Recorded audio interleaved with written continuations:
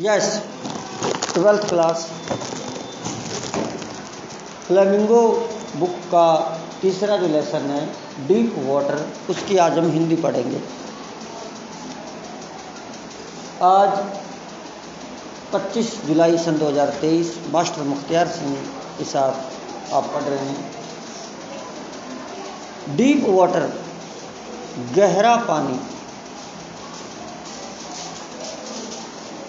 कहानी अच्छी है, कहानी सच्ची है। ऑटोबायोग्राफी है। ऑटोबायोग्राफी वो होती है जो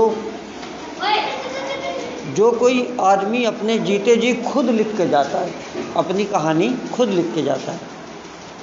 मैं भी अपनी कहानी लिख रहा हूँ, तो टाइम नहीं मिलता, लेकिन मैंने कुछ वेबसाइट पर अपनी पर लिख रखी है, थोड़ी बहुत बचपन का ही अभी उसमें चल रहा है। जीते जी इंसान जो अपने बारे में कोई किताब लिख जाता है अपने जीवन की, उसको ऑटोबायोग्राफी कहते हैं।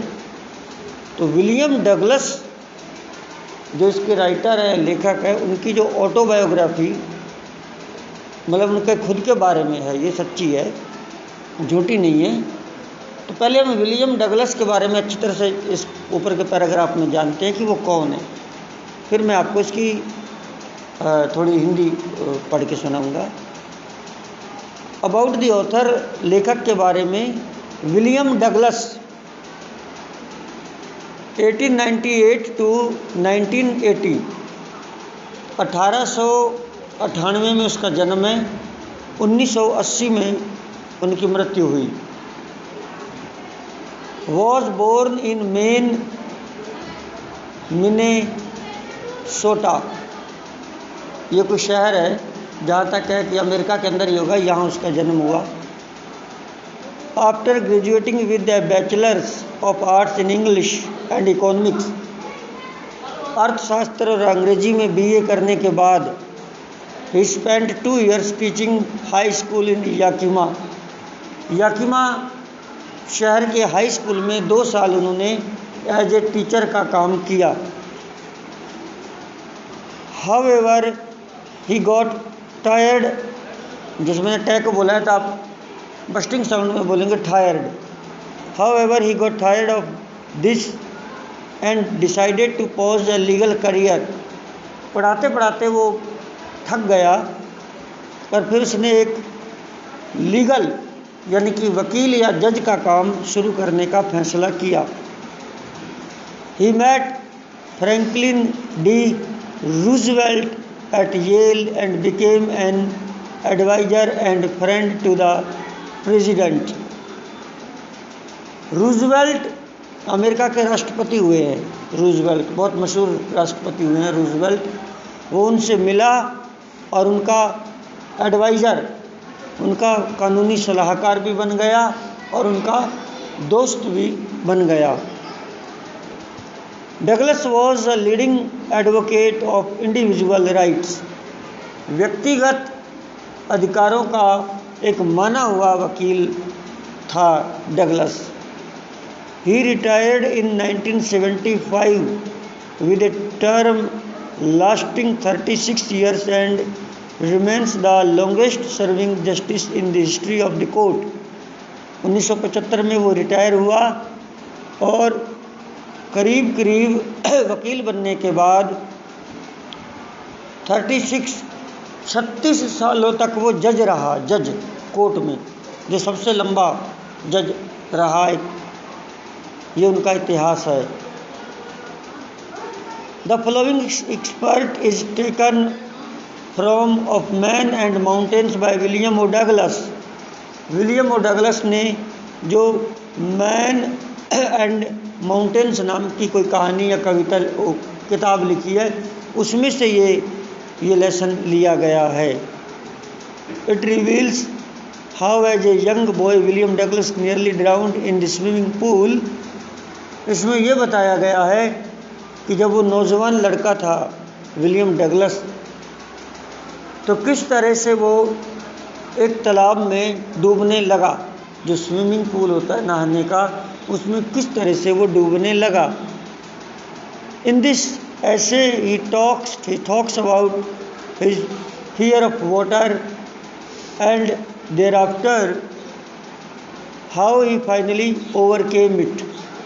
इसमें वो बात करता है कि किस तरह से जब वो डूबने लगा तो उसके अंदर पानी का डर बैठ गया, पानी से वो डरता था, और फिर किस तरह से उसने धीरे धीरे मेहनत करके पानी के डर को अपने से दूर किया और बहुत अच्छा तैराक बना, ये इसमें बताया गया है।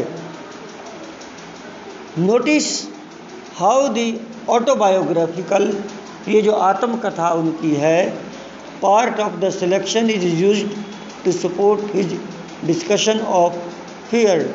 आप ये नोटिस करें कि ये जो उनकी आत्मकथा में से गद्यांश लिया गया है, ये आपको किस तरह से सहारा देगा कि हमें जो हमारा जो कोई भी काम है या हमारे अंदर कोई डर है तो उसको कैसे दूर किया जा सकता है। ये सारी इससे आपको सीखने की शक्ति मिलेगी। ये लेखक के बारे में था और लेसन के बारे में। अब मैं इसका पढ़ूँगा हिंदी। तो विलियम डगलस अब अपनी ऑटोबायोग्राफी में क्या लिखते हैं, लेसन का नाम उन्होंने डीप वाटर, गहरा पानी दिया है। वो लिखते हैं,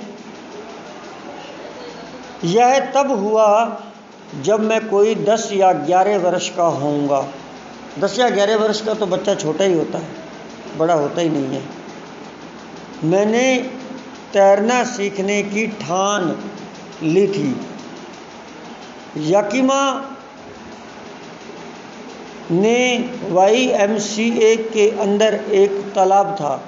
याकिमा शहर के YMCA, छोटे मोटे शहर या मोहल्ले के अंदर एक स्विमिंग पूल, एक तालाब था जो ठीक ऐसा मौका देता था। याकिमा की नदी खतरनाक थी। तो जो याकिमा शहर है उसमें एक नदी भी थी, वो बड़ी खतरनाक थी। नदियों से बचो भाई। अभी कुछ दिन पहले 2-1 महीने हो गए इस बात को, जब छुट्टियां चल रही थी, ये हनुमानगढ़ के पास एलनाबाद है, एलनाबाद, वहाँ मेरे कज़न ब्रदर रहता है, मतलब मेरे मौसी का लड़का। हम भाई हो गए, मौसी का लड़का है। उन मियाँ बीवी के 2 ही लड़के थे, 2, और नौजवान थे। जैसे मान लो कोई 10वीं में पढ़ता है, कोई 9वीं में पढ़ता है, नौजवान थे, शादी हो सकती थी। तो वहाँ एक एलनाबाद के पास में एक नदी निकलती है, घग्गर नदी, बहुत बड़ी है। अगर आपने किताबों में पढ़ा, घग्गर नदी सूखी रहती है, बरसात में चलती है, बहुत चौड़ी है। तो घग्गर नदी में वो 2 लड़के, वो 2 ही भाई थे, लड़की वड़की तो है नहीं, 2 लड़के वो, और तीसरा एक उनका पड़ोसी बुआ का लड़का, वो थोड़ा बड़ा था, 18 साल का। तीनों ही बच्चे बड़े थे, कार वार चलाते थे, तीनों ही कार थी उनकी।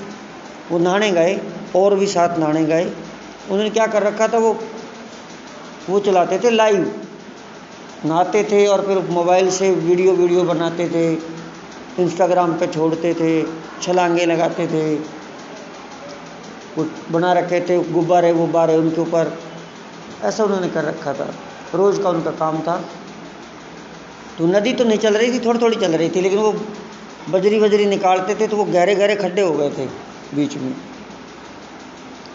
6 जने नहाने गए थे, तो 3 तो वो डूब गए, 2 सगे भाई और एक बुआ का लड़का, तीनों ही डूब गए।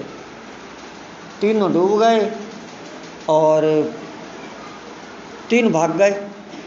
अब हमारे पास फ़ोन आया, बोला एक की तो लाश मिल गई, दूसरे की ढूंढ रहे हैं। हम फटाफट यहाँ ट्रेन से चढ़े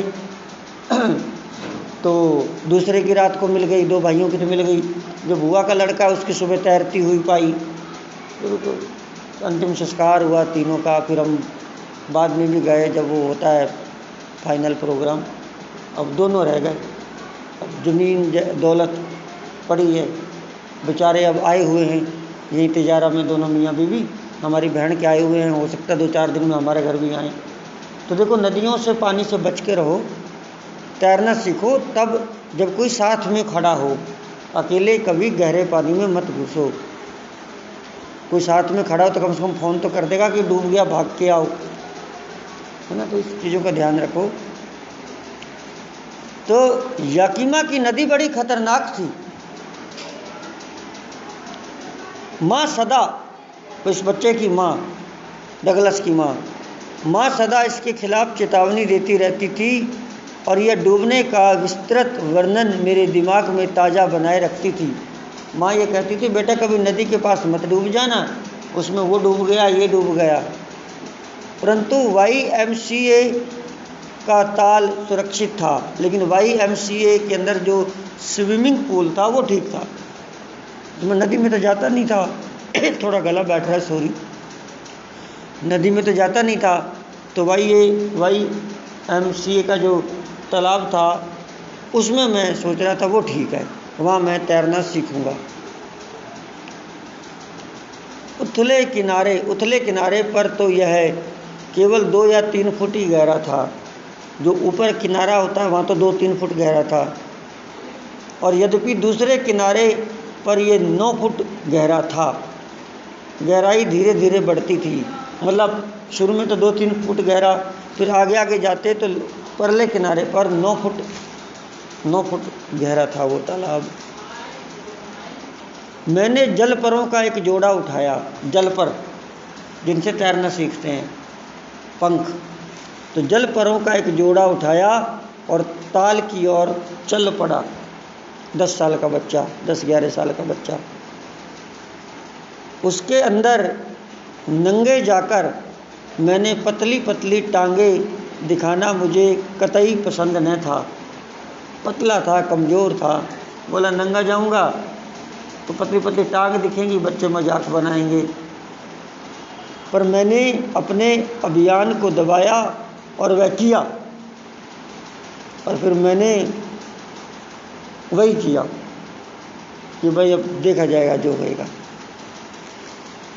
मतलब नंगा ही चला गया उसके अंदर। पर प्रारंभ से ही पानी के अंदर होने पर मुझे पानी से घृणा होती थी। पहले से ही वो कहता मुझे पानी से नफरत होती थी। यह तब से शुरू हुई जब मैं 3-4 साल का था। 3-4 साल का था तो तभी से मैं पानी से डरता हूँ। वो कैसे डरता था? जब मैं 3-4 साल का था और मेरे पिता कैलिफोर्निया अमेरिका के अंदर एक बहुत बड़ा शहर या राज्य है, कैलिफोर्निया के समुद्र तट पर ले गए मेरे पापा। वे और मैं टकराती लहरों के बीच खड़े थे। मैं और मेरे पापा समुद्र तट पर जो लहरें टकरा रही थी हम वहाँ खड़े थे बचपन में। मैं उन्हें पकड़े हुए था, मैं पापा को पकड़ रखा था। फिर भी लहरों ने मुझे गिरा दिया, तो लहरों की एक टक्कर आई और मैं पानी में गिर गया। और मेरे ऊपर से वो गुजर गई। कौन? ऊपर से कौन गुजर गई? लहरें गुजर गई। मैं पानी के अंदर दफन हो गया, मतलब दब गया। मेरी सांस रुक गई। मैं डरा हुआ था और मेरे पापा हंस रहे थे खड़े खड़े। हो बच्चा गिर गया, हो। मेरे पापा हंस रहे थे, परंतु लहरों को पराजित करने वाली शक्ति का आतंक मेरे दिल में था। वो कहता है वो बचपन की याद आ जाती थी कि लहरों को किस तरह से पराजित करना बड़ा मुश्किल होता है। वो डर मेरे अंदर आज भी था। तो ये बात वो लेखक कहता है, इस वजह से मैं पानी से डरता था। अब थोड़ा और पढ़ो। YMCA, अब आ गया वो तालाब के पास। YMCA के तरणताल स्विमिंग पूल के परिचय ने दुखद यादों को पुनर्जीवित कर दिया। पुरानी यादें आ गई जब मैं वहाँ गया। तो मैं जा तो रहा हूँ जल पर लेके नहाने, कभी फिर से डूब न जाऊं इसके अंदर, और बचपन के डर को फिर से जगा दिया। पर कुछ देर में ही मुझ में आत्मविश्वास आ गया। आत्मविश्वास आ गया कि डरेगा तो फिर कैसे काम चलेगा, रिस्क तो लेना पड़ेगा ना। अपने नए जल परों को मैंने पहना और हाथ पैर मारना प्रारंभ कर दिया, फड़फड़ फड़फड़ पानी के अंदर, और दूसरे लड़कों की नकल करके सीखने का प्रयत्न किया। जैसे दूसरे लोग तैरना कोशिश कर रहे थे, मैं भी उनकी नकल करके तैरना सीखने लगा। अलग अलग दिनों में मैंने 3-4 बार ऐसा किया, बीच में 1-2 दिन छोड़ के मैंने 3-4 बार ऐसा किया। और अभी आत्मविश्वास आना प्रारंभ ही हुआ था, अभी थोड़ी थोड़ी अंदर आत्मविश्वास आ ही रहा था कि यह दुखद घटना घट गई। ये दुखद घटना जो घटी है, जिससे हम कल पढ़ेंगे, वो घटना घट गई। क्या घटी है वो हम बाद में पढ़ेंगे, निशान लगा लीजिए। Thank you so much. जब से पढ़ेंगे, जब